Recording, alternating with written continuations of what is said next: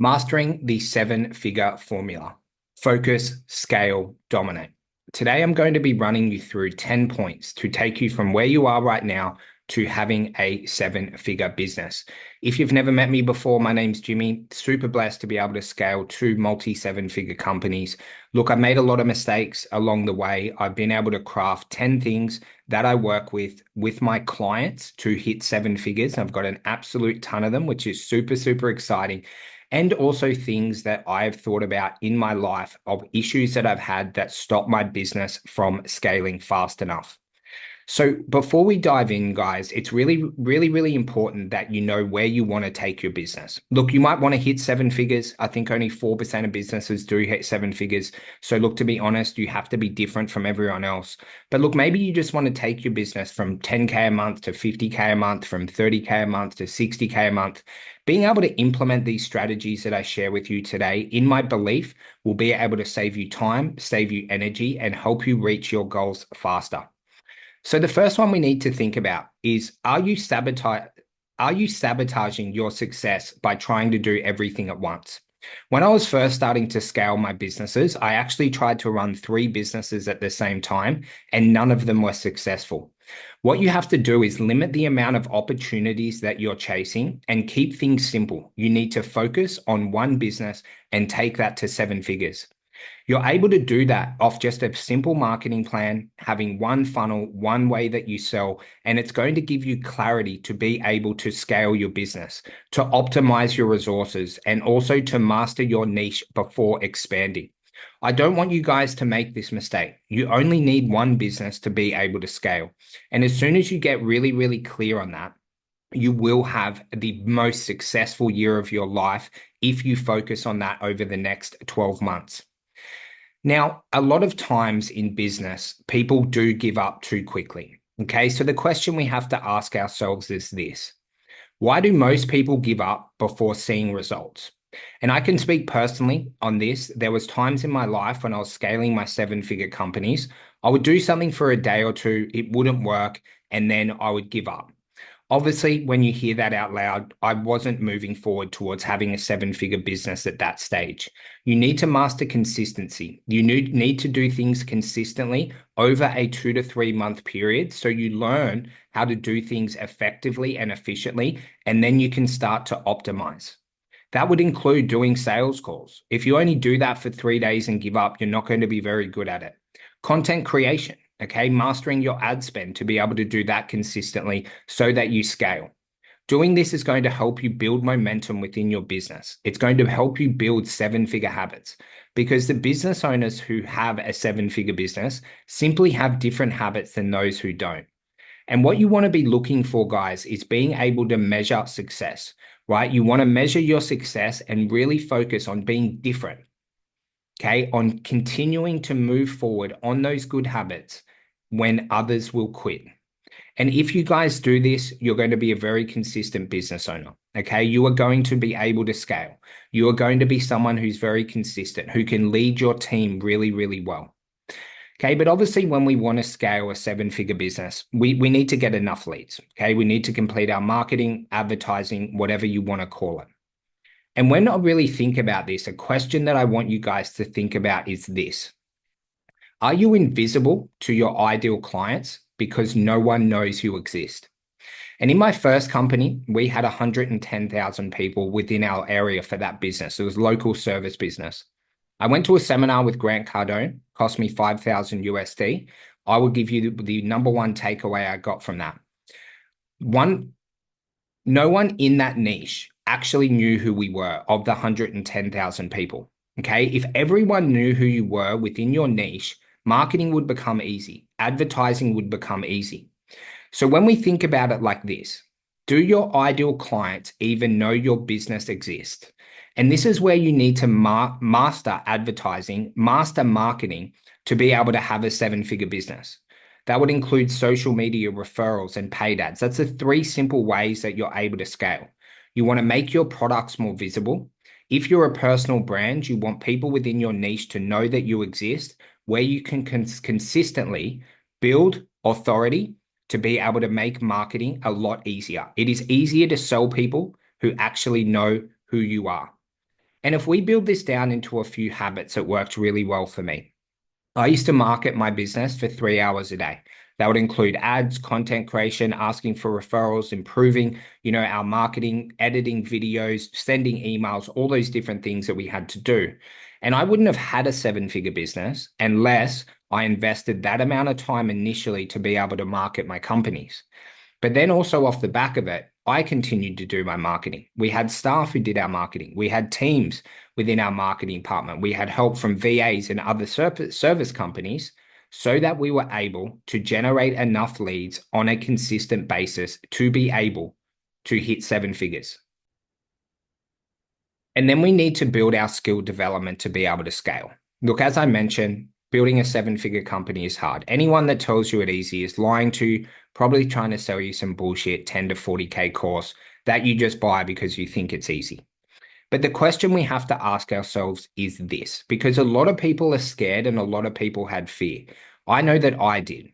Okay, so the question that we want to think about here is, are you stuck because you're trying to scale without the right skills? If you don't have the right skills to be able to scale, it's very difficult. When my first business was about to go bankrupt, I had one skill that I was really deficient in that stopped me from scaling. It was marketing. We weren't generating enough leads. That makes it very difficult, nearly impossible to scale a seven-figure company. How you can overcome this is by study, mentorship, and taking action. So what I was able to do is I hired a mentor who had achieved what I wanted. They had a seven-figure business in the same niche. I watched all their trainings. I implemented exactly what they said without deviation. And 9 months later, I had my first seven-figure company. You need to have a look at what the biggest bottleneck in your business is right now that is holding you back from hitting seven figures. When you do that, you can have clarity on what you need to learn to be able to move your business forward. And this is where I'm a really big component of having mentors. At any one time, I have between 3 and 4 mentors who guide me to reach my business goals.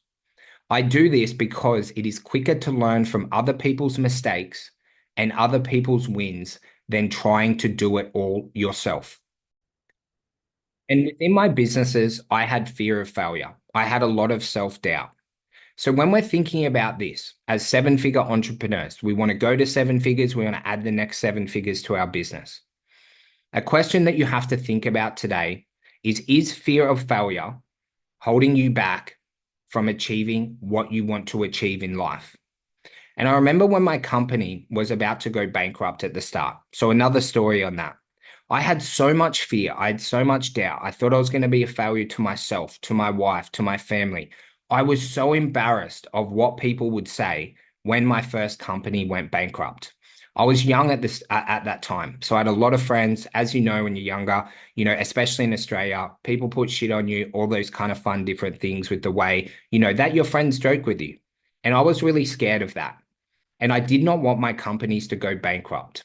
So what I really focused on, with help of the mentorship that I mentioned before, is focusing on just getting small wins every single day, building manageable actions and habits so that I can consistently build confidence. And I wanted to surround myself with other supportive people, which is why I mentioned having mentors, being able to go to all the amazing events that are in your country, the self-development events, and really just focusing on encouraging risk-taking and growth. To be able to hit seven figures, you are going to have to take some calculated risks. You are just going to have to do that. And learning how to do this at a safe way to be able to consistently grow your business can help us go from where we are now to where we truly want to be. And I've made a lot of mistakes in my life. I made a lot of mistakes in business, a lot of mistakes in my personal life. I'm sure if you have a think about me saying this, you've made a lot of mistakes in your life as well. And that's totally okay. But look, when we want to create a seven-figure business, I want you to think about this question. Are you holding back because you're afraid of making mistakes? You are going to make mistakes when you create a seven-figure business. This is how you improve. But when you're able to make mistakes and learn from them and continue the repeated habits that we need to hit so that we hit seven figures, you will get better over time. That would include running ads, posting content, asking for referrals, the amount of sales that you close, By learning from your mistakes, you will improve every single day. It's not about being perfect. It's about getting better with volume and showing you yourself what works and what doesn't so that you can constantly improve and innovate your business. You do this and you will be able to have a seven-figure business. I remember when I first started in business, and you guys might be the same. I was like, this is going to be so easy. I'm going to grow so quickly. And I just literally thought that I was going to get instant results. From the moment I started my business, I just expected this massive trajectory and I thought it was going to be really easy. Sadly, that wasn't the case. Sadly, that didn't happen. And so when we look back on it, okay, I know you're motivated. You've listened this long to the training. I congratulate you. But we want to think about this question is, are you chasing instant results and ignoring long-term success? Because creating a seven-figure business takes a long time. Maintaining a seven-figure business is something that you want to do forever when you get there. Building a sustainable business takes patience. You want to delay gratification. Focus on your systems. Okay. Trust the processes that you're building. Your business will thrive over years, not weeks. And when you stay consistent and start to play the long game, really, really good things happen. For me, that was the day that I realized I was going to be a business owner forever. The day that I realized I wanted to have a seven-figure business every single year that I ran a business. And this helped me focus on the long term. It made me realize that a bad day doesn't make a bad week. And being able to focus on the long term, not the short term, helped me be more consistent in my business and helped me overcome any obstacles, any challenges that I was having at that time. And not everything that we do when we're creating a seven-figure business is going to work. I could say the amount of failures that I've had, the amount of marketing promotions that didn't work, the amount of times I've flopped in a sales consult, and the issues that we've had with staffing. And when we're kind of thinking about this, guys, is you want to just make sure that you're able to identify what's working in your business and what isn't. And sometimes you'll be a little bit afraid to change things. And so, as we're working here together today, I want you to ask yourself this question. What if your current strategy isn't working, but you're afraid to change? And I was working with a client yesterday who wanted to hit seven figures in their business, and their sales calls had dropped. They went from getting 30 sales calls a week down to 15. And we had to answer these simple questions. What was working previously that isn't working now? Then we had to move on to, has our actions and habits changed from what we did previously to what we're doing right now? To be able to identify, did our habits stop in comparison to when they were getting 30 bookings now down to 15? And we were able to break that down really, really quickly. Okay. What they needed to do is go back to their habits of their outreach and their content, ask for more referrals, and increase their ad spend. And this is going to give them an amazing trajectory to be able to consistently grow. So sometimes things won't work. Okay. You need to look at has your habits changed? And if they have, go back to the habits that worked. And sometimes you'll need to add in a new form of marketing or a new system or a new process to be able to get you to where you want to be. As we scale our seven-figure companies, look, guys, you're going to have an absolute ton of opportunities. I remember when I was starting my first business, I would have people reaching out to me. Hey, let's do this. I also had ideas. Let's do this business. Let's do that. Let's try this fancy funnel. Let's do absolutely everything. And it's really hard because we get marketed to every single day. You're watching content like this. You're getting a ton of ideas, especially, guys, if you're really, really growth minded. Okay, but when we break down what we need to do in this phase, it's actually just controlling impulses. Okay, so when we think about this together, a question that you want to ask yourself is this. Are distractions and shiny opportunities derailing your progress? I know personally when I was creating my seven-figure companies, shiny objects and opportunities really, really held me back. What I was doing was testing too many different things instead of doubling down and focusing on what was working until I had proof that that would not work any longer. And you just want to be careful when you're testing different offers, different pricing, different approaches, okay? And only make a change within your business when it is going to be positive. Don't make change for the sake of change. make change based on data and make changes based on metrics. So you make sure that any change you are making is for the right and valid reason. And that's how seven-figure business owners think when they are making any adjustments to their business or to their processes. And when we're creating a seven-figure business, guys, we really need to think long term. Okay, that is incredibly important. Okay, when we're starting to think long term instead of short, you're able to give yourself time and patience to be able to hit seven figures. And when we're thinking about this together today, okay, what you really want to think about and ask yourself this question: are you setting yourself up to fail by only focusing on short-term wins? And when I was implementing this myself, what I was really focused on is getting that really quick growth. And my business wasn't actually growing at that stage. I wasn't going to hit seven figures.